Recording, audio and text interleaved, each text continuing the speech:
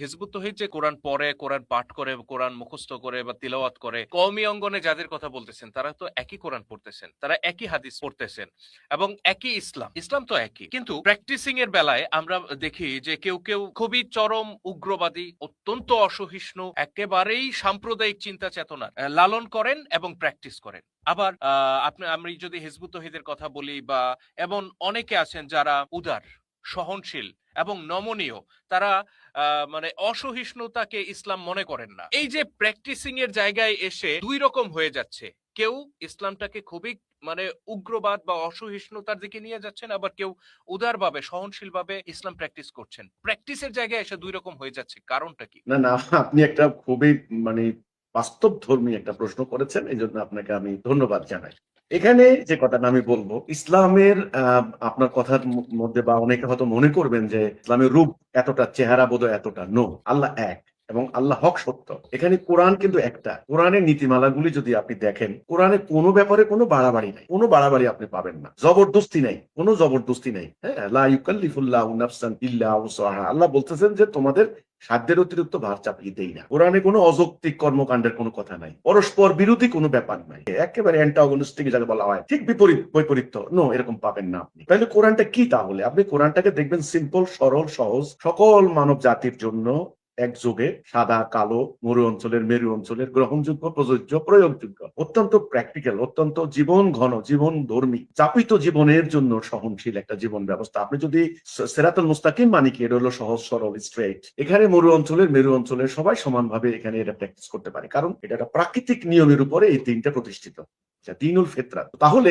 এখন যেটা কথা হচ্ছে, তাহলে এখন এগুলি কেন হচ্ছে এই ইসলামের এত রূপ? এটা হলো একেবারে প্রথমত আমি বলবো যে আকীদার বিচ্যুতি। ইসলাম সম্পর্কে সম্যক ধারণা না থাকলে, কম্প্রিহেন্সিভ কনসেপ্ট না থাকলে, ওভারঅল আইডিয়া না থাকলে আপনার হলো এ ধরনের প্র্যাকটিস হবে। এটা পরবর্তীতে হয়েছে। ইসলামের প্রাথমিক যুগে নবীর সময়, নবী সাল্লাল্লাহু আলাইহি ওয়াসাল্লামের টাইমে, নবুয়তি 23 বছরে আপনি এ ধরনের বাড়াবাড়ি দেখবেন না। এক, নবী চলে যাওয়ার পরে, ওনার ইন্তেকালের পরে, সাহাবা ইজমাইনের সময়, অন্তত পরবর্তী 150-200 বছর আপনি কিন্তু এগুলো দেখবেন না। পরবর্তীতে এসে এগুলি যখন সূক্ষ্মাতি সূক্ষ্ম ব্যাখ্যা, অতি ব্যাখ্যা, সূক্ষ্ম ব্যাখ্যা, এগুলি করতে করতে, চুলছেরা বিশ্লেষণ, অতি বিশ্লেষণ, এগুলি করতে করতে যে কোনো জিনিসই আপনার হলো তার সরলতা, সাবলীলতা হারিয়ে যায়, সহজ বুদ্ধতা হারিয়ে যায়, জটিল দুর্বুদ্ধ হয়ে যায়। এরপরে অতি মুসলমান, অতি মুত্তাকি, অতি তাকওয়া, বাড়াবাড়ি এক কথা, আল্লাহ রাসূল যে সীমা রেখা দিয়েছেন এটাকে মানে অতিক্রম করে বেশি বেশি করার প্রবণতা করতে যায়, এই অবস্থা হয়েছে। আমি এই যে আপনি বললেন, যেমন ধরেন আজকে কওমিয়ানদের প্রসঙ্গে, এখানে প্রসঙ্গটা আমি আনি, এখানে একটু একটু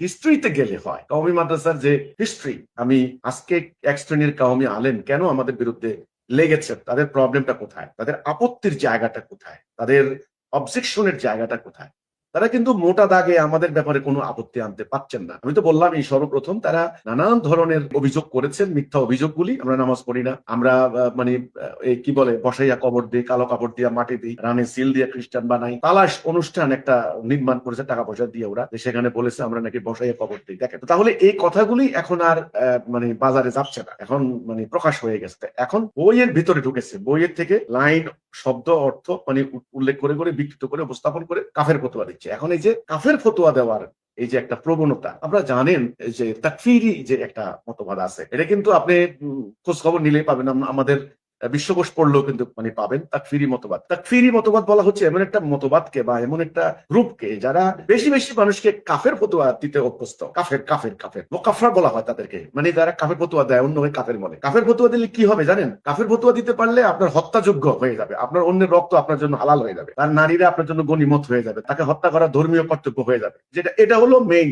সোর্স। এখন এই কাফের ফতোয়া দেওয়ার এই গোড়াটা কোথায়? আপনি গোড়ায় যান যান যান যান, আমি বেশি কিন্তু বলবো না। দেখেন, আমার কাছে একটা কাগজ আছে, এই কাগজটা আমি আপনাদের জন্য এনেছি। এই কাগজটা আমি পেয়েছি, এটা আহ্বান। আহ্বানটা কি? আহ্বান দেখেন, প্যারাদরানে ইসলাম, প্যারাদরানে ইসলাম, প্যারাদরানে ইসলাম। এখানে কি হচ্ছে আপনারা অবগত আছেন যে ইমান বিধ্বংসী ফেতনা সয়লাভ হয়ে যাচ্ছে। একদিকে নাস্তিক, মুরতাদ, কাদিয়ানি, বাহাই, শিয়া, অপরদিকে মওদুদি সাহেবের নিজস্ব মনগড়া ইসলামের নামে নতুন মতবাদ, মওদুদিপন্থী, জামাতি ফেতনা। এইবার জামাতি ফেতনা গুলি কি কি, অনেকগুলি পয়েন্ট উল্লেখ করে, হ্যাঁ, জামাত ইসলামী নামের এই জঘন্য ফেতনা ইতিমধ্যে ভয়াবহ রূপ ধারণ করেছে। আর তা হচ্ছে ইসলামের নামে মুখরোচক স্লোগানের মাধ্যমে এই ফেতনার মুখোশ উন্মোচন করা, ওলামায়ে কেরাম সকল সচেতন মুসলমানের অপরিহার্য দায়িত্ব কর্তব্য। দেখেন, ফিতনা, মুখোশ উন্মোচন, এই শব্দগুলি কিন্তু হিজবুত তওহীদের বেলা এখন শুরু হয়েছে, কিন্তু হিজবুত তওহীদের মুখোশ উন্মোচন মানে বইও কিন্তু মানে বের করেছে। দেখেন, মওদুদিবাদের এই ভয়াবহতা সম্পর্কে সতর্ক করা, এত খপ্পর থেকে রক্ষার উদ্দেশ্যে আগামী এত বৃহস্পতিবার ইঞ্জিনিয়ার্স ইনস্টিটিউশন মিলনায়তনে জামাতি ফিতনা প্রতিরোধে ওলামা মাশায়েখ সম্মেলনের আয়োজন। দেখেন, এটাকে নূর হোসেন কাসেমি ওলামা মাশায়েখ সম্মেলন প্রস্তুতি কমিটি, শামসুদ্দিন কাসেমি, ওনাদের নামের পরে মানে এরকম হয় কাসেমি, মানে এগুলা। তো মওদুদিপন্থী জামাতি ফিতনা। আচ্ছা, কে কে আছে দেখেন, মাওলানা পীর মোহসেন উদ্দিন দুদু মিয়া, শাইখুল হাদিস আল্লামা আজিজুল হক, এ মামুন লোকের বাবা, হযরত মাওলানা সৈয়দ ফজলুল করিম পীর সাহেব চরমোনাই, এই যে বর্তমান ফজলুল করিম, হযরত মাওলানা মুফতি আব্দুর রহমান, ওকে, মাওলানা ইদ্রিস সন্দীপী হুজুর, মাওলানা কাজী মুতাসিম বিল্লাহ, আচ্ছা, মাওলানা মামুনুর রশিদ, পীর সাহেব হাকিমাবাদ, এখানে অনেক পীর সাহেব আছেন, পীর সাহেব চরমোনাই, মাওলানা শামসুদ্দিন কাসেমি, মাওলানা আবুল বাশার, পীর সাহেব সাতলি, মাওলানা আব্দুল জব্বার, আচ্ছা, বেফাকুল মাদারিসিন আরাবিয়া বাংলাদেশ, বেফাক। এই ধরনের মানে আলেমরা, এনারা একত্রিত হয়ে জামাতের বিরুদ্ধে, জামায়াত বাতিল, গত নির্বাচনেও কিন্তু জামায়াতের আগে জামায়াত কাফের, জামায়াতকে ভোট দিলে ইমান থাকবে না, এরা ওনারা বলেছেন চট্টগ্রাম থেকে। তাহলে আপনি দেখেন, এর পিছনে যান, আপনি আরো পিছনে যান, পিছনে যাওয়ার পরে আপনি দেখেন পাকিস্তান আন্দোলনে ভারত থেকে পাকিস্তান আলাদা হবেন কি হবেন না, এটা নিয়ে কওমিদের দুই পক্ষ। আপনি শত শত প্রমাণ পাবেন, ওই টাইমের পত্রিকা পাবেন, ওই টাইমের জার্নালগুলিতে আছে, বইতে আছে, কওমি আলেমদের পরিষ্কার দুটা ভাগ হয়ে গেছে। এক ভাগ পরিষ্কার ফতোয়া দিয়েছেন, রায় দিয়েছেন, যারা ভারতবর্ষকে আলাদা করবে, পাকিস্তান কায়েম করবে, তারা ইসলাম থেকে আউট। ঠিক আরেক ভাগ বলেছেন, যারা পাকিস্তান আন্দোলন করবেন, ভারতের সঙ্গে থাকা যাবে না, হিন্দুস্তান কুফরি, এটা থাকা যাবে না, পাকিস্তান আলাদা হয়ে গেলে এটা জিহাদ হবে। দেখেন, ঠিক বিপরীত মুখী। আরো পিছনে যান, আরো পিছনে যান, আরো পিছনে গেলে দেখবেন আপনি, আমি এই যে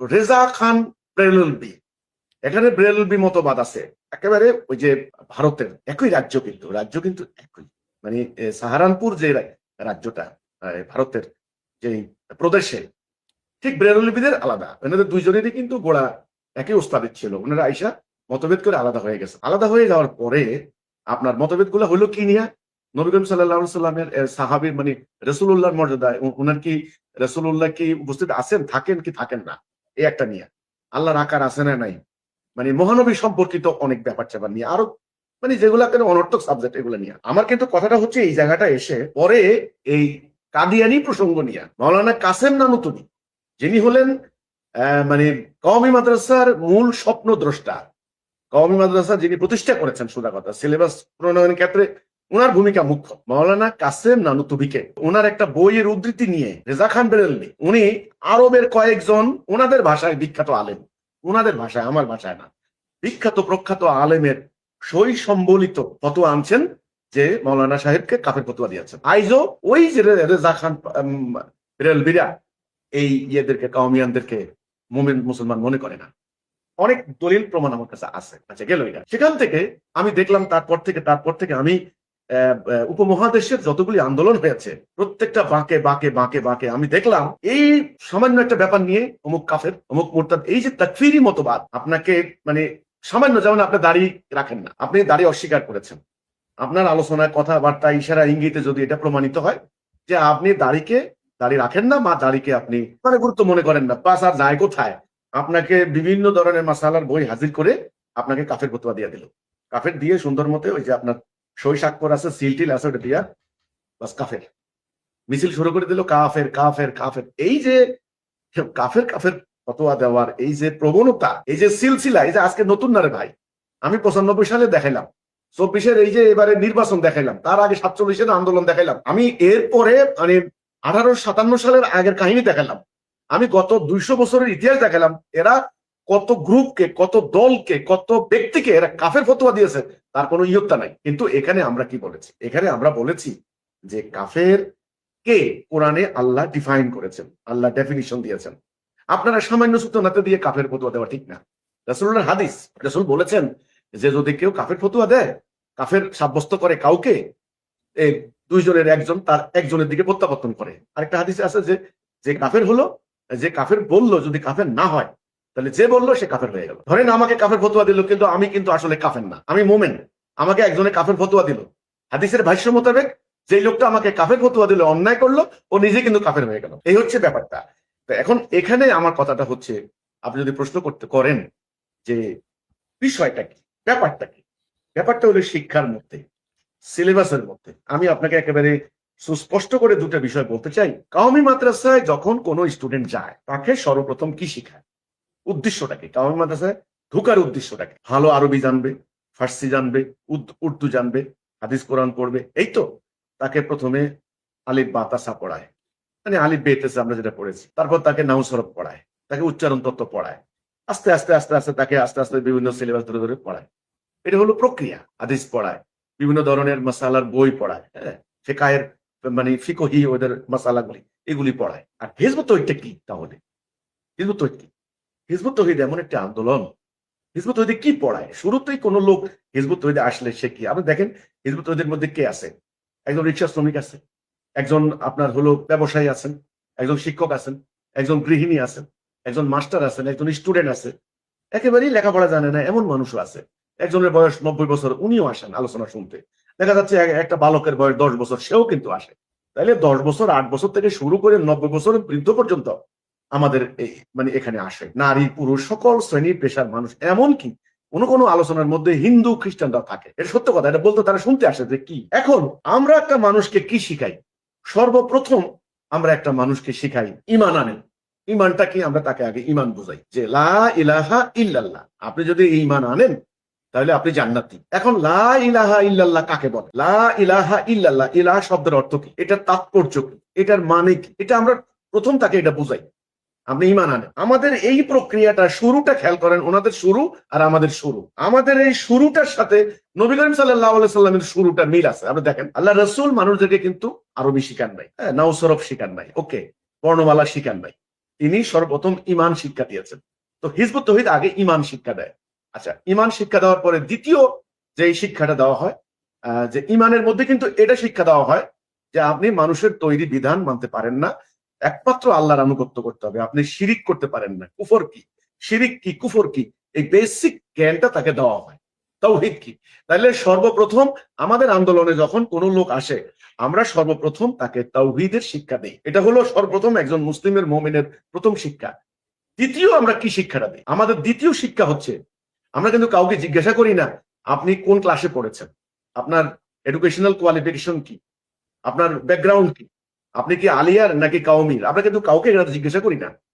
আমরা দ্বিতীয় তাকে বলি যে আপনাকে মোমেন হতে হবে। মোমেন হইতে হলে আপনার জান মাল দিয়ে সংগ্রাম করতে হবে, জিহাদ করতে হবে। দেখেন, তাহলে আমাদের দ্বিতীয় শিক্ষাটা হচ্ছে জান মাল দেওয়ার প্রবণতা, তাকে জান দেওয়া, মাল দেওয়া। এটা কোরআনের পুরো কোরআন আপনি পড়ে দেখেন, মোমেনের সংজ্ঞার সাথে ঠিক আল্লাহর যেটা চাওয়া সেটা, এবং নবী করিম সাল্লাল্লাহু আলাইহি সাল্লাম যে শিক্ষাটা দিয়েছেন সেটা। এরপরে আমরা তাকে বলি যদি আপনি ঈমান আনেন, মোমেন হন, অর্থাৎ আপনি একমাত্র আল্লাহ ছাড়া কারো হুকুম মানবেন না, এই কথাটা বললেন, এবং জান মাল দিয়ে জিহাদ করে দিন কায়েম করবেন। এরপরে আপনি সালাহ কায়েম করবেন, 5 ওয়াক্ত সালাহ। সালাতের মাধ্যমে আপনার চরিত্র হবে, আপনি যাকাত দিবেন, আপনি সওম রাখবেন, পর্যায়ক্রমে অন্যান্য আমলগুলি আমরা তার চরিত্র সংশোধনের জন্য ঠিক আমরা তাকে শিক্ষা দিই। তাহলে আমাদের এখানে প্রক্রিয়া আর কাওমি মাদ্রাসার প্রক্রিয়া দুইটার কিন্তু বিশাল তফাৎ। আপনি যে বললেন যে ওই কথাটার উত্তর দিতে গেলে অনেক লম্বা কথা, যে কোথাও কোথাও কোথাও না কোথাও মানে ইসলামের কথা বলে কেউ হচ্ছে উগ্র, কেউ হচ্ছে মানে অসহিষ্ণু সাম্প্রদায়িক, আর কেউ হচ্ছে সহনশীল উদার নৈতিকভাবে ইসলাম। এটা হচ্ছে কেন? কোরআন তো একটা। আকীদা যদি ভুল হয়, লক্ষ্য যদি না থাকে, তাহলে আপনি সেটাই হবে। এখন আমাদের লক্ষ্য হচ্ছে, কথাটা বুঝতে হবে, কাওমি মাদ্রাসার একটা লক্ষ্য হচ্ছে ওনারা বড় বড় বিজ্ঞ বিজ্ঞ আলেম বের করবেন। মানে তিনি অনেক হাদিস বিশেষজ্ঞ, হাদিসের একেবারে সনদ এবারত সব মুখস্থ পারেন উনি, উনি মুফাসসির, উনি একেবারে ভাষা পণ্ডিত, এ ধরনের ওনারা বের করবেন। আর আমাদের লক্ষ্য হচ্ছে একদল মোমেন বের করা, মোমেন তৈরি করা। তাহলে আমরা তাকে কোরআনের বেসিক শিক্ষাটা দিই। এমনও আছে লেখাপড়া জানেন না, তবুও আমরা তাকে ঠিক আল্লাহ রাসূলের ইসলামটা শিক্ষা দিই। যখনই আপনি আল্লাহ রাসূলের ইসলাম শিক্ষা দিতে যাবেন, তখনই অবশ্যম্ভাবী দেখবেন এই লোকটা আর উগ্র হতে পারবে না। সে জেহাদের চরিত্র হবে, ডিসিপ্লিন হবে, সে উগ্র হবে না। সে অন্য ধর্মের, অন্য মতের, অন্য পথের মানুষদেরকে সম্মান করতে শিখবে, অন্যের মানবাধিকার সম্পর্কে তার শ্রদ্ধাবোধ থাকবে। কারণ আপনি যখন তাওহীদটা শিক্ষা দিবেন, মূল শিক্ষা আল্লাহ রাসূল যে শিক্ষাটা দিচ্ছেন, আর ইনারা যে শিক্ষাটা দিচ্ছেন, শুরুটাই কিন্তু তাওহীদের শিক্ষা নয়, শুরুতেই বিভিন্ন মাসলা মাসাইল, মানে আরবির জ্ঞান, ফার্সির জ্ঞান, উর্দুর জ্ঞান, মাসালা মাসাইল হতে হতে করতে করতে করতে করতে এমন এমন ব্যাখ্যা বিশ্লেষণ মাসালাগত এমন এমন শিক্ষাগুলি দেওয়া হচ্ছে, ওই যে তাকফিরি, আবার চলে আসতেছি আমি, ওই যে কাফের ফতোয়া দেওয়ার প্রবণতা এমন ভাবে ইন্টেন্সিফাই করা হচ্ছে, মহা গুরুত্বপূর্ণ জিনিস সেটা ওনাদের কাছে কোনো গুরুত্বই নেই। আর একেবারেই গুরুত্বহীন জিনিস সেটাকে নিয়ে 1 নম্বরে নিয়ে আসলেন। এই ঘটনার কারণেই কিন্তু এই অসহিষ্ণুতার জন্ম দেওয়া হচ্ছে। এটা হলো মেয়ে, মহা গুরুত্বপূর্ণ জিনিস হারিয়ে গেল। আর একেবারেই গুরুত্বহীন বলা চলে, একেবারেই মুস্তাহাব পর্যায়ে সেটাকে মহা গুরুত্বপূর্ণ বানিয়ে ফেলা হলো। এই যে গুরুত্বের উলট পালট করা হলো, এখান থেকে বিকৃতি আসলো।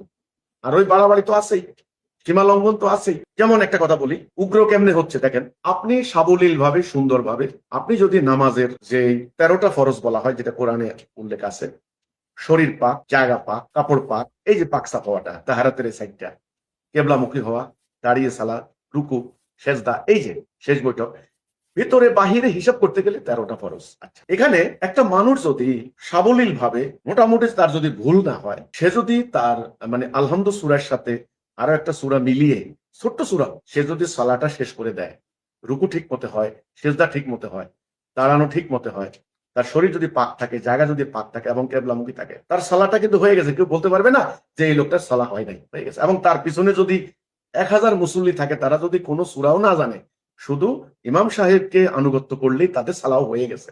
প্রত্যেকটা ফকিরাই এই কথাটা বলবেন।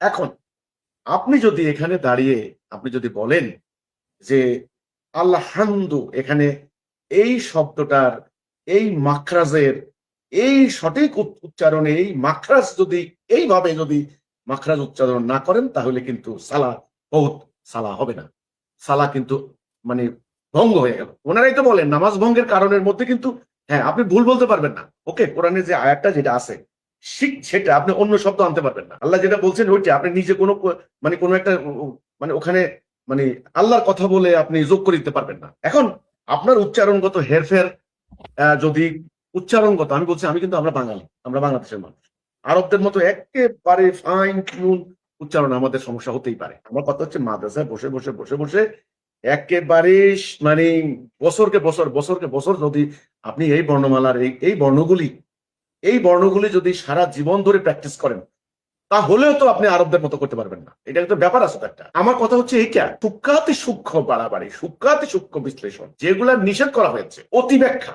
অতি বিশ্লেষণ এই জায়গাটার মধ্যে। এরপরে দেখেন আপনি, আল্লাহ এখানে কিন্তু কথা আছে গোপন করা নিষেধ। আল্লাহ বলছেন যারা আমার আয়াত গোপন করে এবং বিনিময় তুচ্ছ মূল্য গ্রহণ করে, গোপন করা নিষেধ। ইয়াকতুমুনা, যারা গোপন করে, মাকতুম গোপনকারী, গোপন করা একদম নিষেধ। সূরা বাকারা আপনি আরো যান, সেখানে বলা আছে যারা আমার আয়াত গোপন করে তাদের উপর আল্লাহ লানত, তাদেরকে তওবা করতে বলা হয়েছে। কি ভয়ঙ্কর ব্যাপার। আমরা হিজবুত তৌহিদ এই কথাটাই বলেছি, গোপন করব না। আল্লাহ রাসূল যেটা বলেছেন সেটা, নামাজ যেমন ফরজ, আমার জন্য জিহাদ ফরজ, আমার জন্য রোজা রাখা যেমন মানে সওম রাখা যেমন ফরজ বাধ্যতামূলক, কুতিবা আলাইকুমুস সিয়াম, আমার জন্য যুদ্ধ করাও ফরজ, কুতিবা আলাইকুমুল কিতাল, আমার জন্য হজ করা যেমন ফরজ, আল্লাহর আইনে আদালতে বিচার করাও ফরজ, আমার জন্য শুয়োর খাওয়া যেন হারাম, আমার জন্য দিনের বিনিময় নেওয়াও হারাম, সুদ খাওয়া যেমন হারাম, বলাৎকার ব্যভিচার করাও হারাম। আপনারা করলেন কি? কিছু বললেন, কিছু বললেন না। বয়ানের মধ্যে, মহফিলের মধ্যে, আলোচনার মধ্যে ইনিয়ে বিনিয়ে মজা করে করে টক ঝাল মিষ্টি মিশিয়ে নানান কিচ্ছা কাহিনী বলে হাস্যরসাত্মক ভাবে আপনারা মানে মানে মানুষের মনোরঞ্জনের আশায় ব্যাপারটা এরকম মনে হয় যেন ইসলাম একটা খেলো জিনিস। ওকে, আপনারা ওয়াজ করছেন, কি করছেন? জনগণকে কি বোঝাচ্ছেন? জনগণকে কি ওনারা এই কথাটা বলেছে যে আল্লাহর আইন না মানলে, যারা মানুষের তৈরি আইনের আনুগত্য করে, তারা মুসলমান থাকে না? তাইলে কোরআনে তাগুত কথাটার অর্থ কি? গয়রুল্লাহ কথাটার অর্থ কি? শিরিক কাকে বলে? কুফর কাকে বলে? এটার একেবারে সুনির্দিষ্ট আল্লাহ রাব্বুল আলামিন সহজ সরল ভাবে যেটা নাজেল করেছেন, মক্কার ওই নিরক্ষর লোকগুলি যেটা সরল ভাবে বুঝেছে, এটা ওনারা কি এ পর্যন্ত বলেছেন? বলেননি। কেন বলেননি এই জন্য ওনারা কেউ মসজিদের ইমামতি করেন, অনেক মুসল্লিরা বিভিন্ন দল করে, মুসল্লিরা অনেক পাওয়ারফুল, ওনাদের অনেক টাকা পয়সা আছে, টাকা দিয়ে মসজিদ বানায়। এখন যদি হুজুর এই কথা বলতে যায়, হুজুরের চাকরি থাকবে না। 1 2 ওনারা মাদ্রাসায় শিক্ষকতা করেন, সারা জীবন মাদ্রাসা শিক্ষকতা করেছেন, বাবা করেছেন, দাদাই করেছেন, তিনিও করছেন, সারা জীবন শিক্ষকতা করে যাচ্ছেন। ওকে, এই মাদ্রাসার টাকা পয়সা দিচ্ছে বিভিন্ন ধরনের লোকেরা।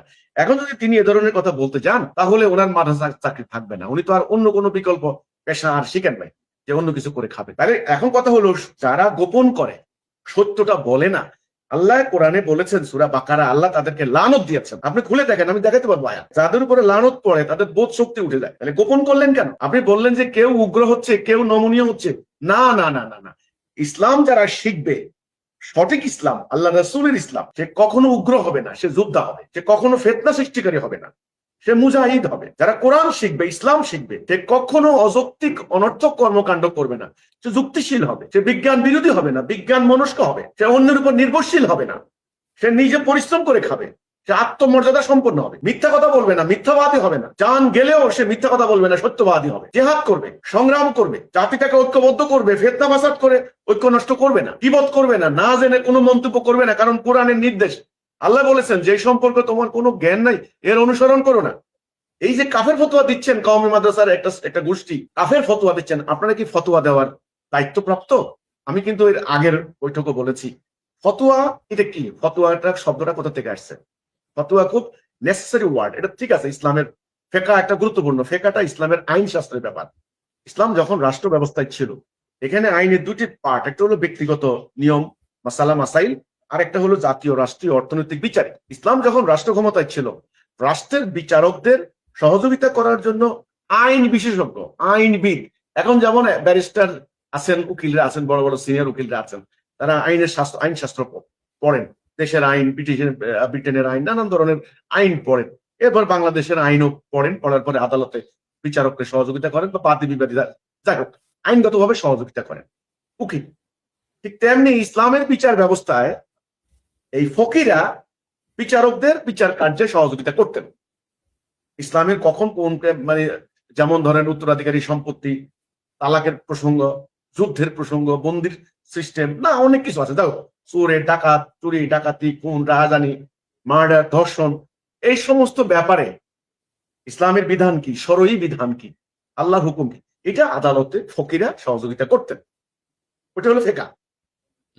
সেই আদালতের রায় যিনি দিতেন, বিচারক, যেমন আমাদের এখন বিচারকরা দিয়ে থাকেন, সেটা কার্যকরী হতো রাষ্ট্রীয় অথরিটি কর্তৃপক্ষ।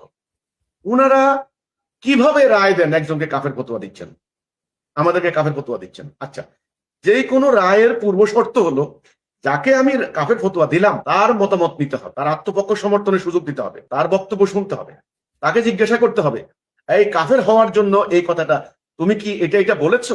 তুমি কি এটাকে অস্বীকার করেছো?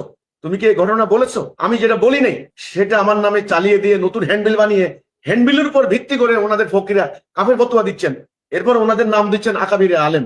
এটা কেমন কথা হলো? এটা কেমন ন্যায়সঙ্গত হলো? আমাদেরকে জিজ্ঞাসা করেছেন? আমাদের আত্মপক্ষ সমর্থনের কোনো সুযোগ আছে? আমাদেরকে কাফের ফতোয়া দিচ্ছে, সেটা ওনারা পারেন না, কারণ ওনারা কোনো ইসলামী রাষ্ট্রের অথরিটি নন, কোনো কর্তৃপক্ষ নন। এখন এই রাষ্ট্রে ওনাদের যেরকম মর্যাদা অধিকার, আমাদের সমান মর্যাদা, সমান অধিকার। এখন এখানে একটা ফ্যাক্টর আছে, জনগণ ওনাদের পক্ষে, অনেক জনগণ, এটা আপনি বলতে পারেন। এটা আমি মানবো না। আমি মানবো না এই জন্য, এদেশের লক্ষ লক্ষ জনগণ হিজবুত তৌহিদের পক্ষে, আমার কথা শুনতে চায়, আমাকে কথা বলতে দেওয়া হোক। আমাকে কথা বলতে দেওয়া হচ্ছে না কেন? আমি কোথাও মিটিং করতে গেলে আমাকে মিটিং করতে দেওয়া হচ্ছে না কেন? তোমাদের যা খুশি তোমরা তাই করছো, তো এটা তো হচ্ছে না ভাই, এটা তো অন্যায় হচ্ছে। এই জন্য আমি আপনাকে বলি, যদি আপনি আল্লাহ রাসূলের ইসলাম শিখতে যান, সেখানে কখনো আপনি উগ্র হবেন না, আপনি অবশ্যই সহনশীল হবেন, আপনি অবশ্যই উদার হবেন, আপনি অবশ্যই যৌক্তিক মানুষ হবেন, আপনি অবশ্যই জ্ঞান বিজ্ঞানের সমজদার হবেন, বিজ্ঞান মনস্ক হবেন, আপনি অবশ্যই আপনার সাহিত্য, আপনার সংস্কৃতিকে সম্মান করবেন, অন্য মানুষের অধিকারকে আপনি মর্যাদা দিবেন, যদি আপনি ইসলাম শিখেন। আর যদি পরবর্তীতে বিকৃত হয়ে যাওয়া নানান ফেরকা মাযহাব তরিকায় এই ধরনের বাড়াবাড়ির ইসলাম যেগুলো তৈরি করা হয়েছে, সেগুলো যদি আপনি শিখতে যান, তাহলে আপনি উগ্র হবেন, আপনি অসহিষ্ণু হবেন, আপনি মিথ্যাবাদী হবেন, আপনি প্রতারক হবেন, আপনি গুজব রটনাকারী হবেন, আপনি অন্যের নামে মানে সোশ্যাল মিডিয়া গালাগালি, অশ্লীল অশ্রাব্য ভাষা প্রয়োগ করতে আপনার হৃদয়ে এতটুকু বাঁধবে না, যদি আপনি এই মানে মানুষের তৈরি এই কিতাবগুলি পড়ে পড়ে আপনি ডিগ্রি অর্জন করেন। আর যদি আল্লাহর ইসলাম আপনি যদি প্র্যাকটিস করতে যান, সেখানে অবশ্যম্ভাবী রূপে আপনি মানে ন্যায়নিষ্ঠ হবেন, নীতিবান হবেন, সত্যনিষ্ঠ হবেন, শালীন হবেন, ভদ্র হবেন, ঐক্যবদ্ধ হবেন।